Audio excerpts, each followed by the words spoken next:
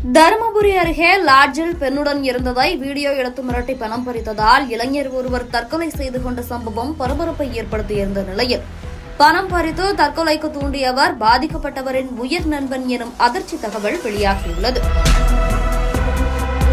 தருமபுரி மாவட்டம் பெண்ணாகரம் அடுத்த ராமனூர் கிராமத்தைச் சேர்ந்த புகழேந்தி என்பவர் கடந்த சில ஆண்டுகளுக்கு முன்பு ஒரு பெண்ணுடன் லாட்ஜில் தங்கியிருந்துள்ளார். அப்போது புகழேந்தி பெண்ணுடன் இருப்பதை வீடியோ எடுத்து மிரட்டி 3 லட்சம் பணம் வாங்கியதாக கூறப்படுகிறது. இதேபோன்று தருமபுரி நகர காவல் நிலையத்தில் பணிபுரியும் சில காவலர்கள் பணம் கேட்பதாக கூறி புகழேந்தியை மிரட்டி பணம் பெற்று வந்ததாகவும் கூறப்படுகிறது.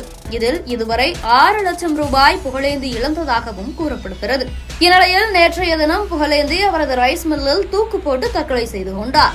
இதனால் மிரட்டி பணம் பறித்தவர்கள் மீது நடவடிக்கை எடுக்க வேண்டும் எனவும் அவர்களை கைது செய்ய வேண்டும் எனவும் கூறி பெற்றோர் மற்றும் உறவினர்கள் பெண்ணாகரத்தில் தருமபுரி ஒகேனக்கல் சாலையில் அமர்ந்து மறியலில் ஈடுபட்டனர். இந்த சம்பவம் குறித்து பாப்பாரப்பட்டி காவல்துறையினர் வழக்கு பதிவு செய்து விசாரணை மேற்கொண்டதில் புகழேந்தியின் நெருங்கிய நண்பனான கௌரி செட்டிபாளையத்தை சேர்ந்த சதீஷ் என்பவரை பிடித்து விசாரணை மேற்கொண்டனர்.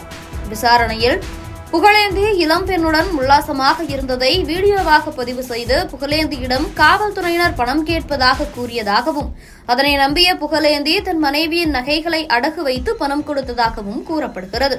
இதனை பயன்படுத்தி தொடர்ந்து பணம் பறித்ததாகவும் அந்த பணத்தை ஆன்லைன் சூதாட்டத்திற்கு பயன்படுத்தியதாகவும் அவர் வாக்குமூலம் அளித்துள்ளார்.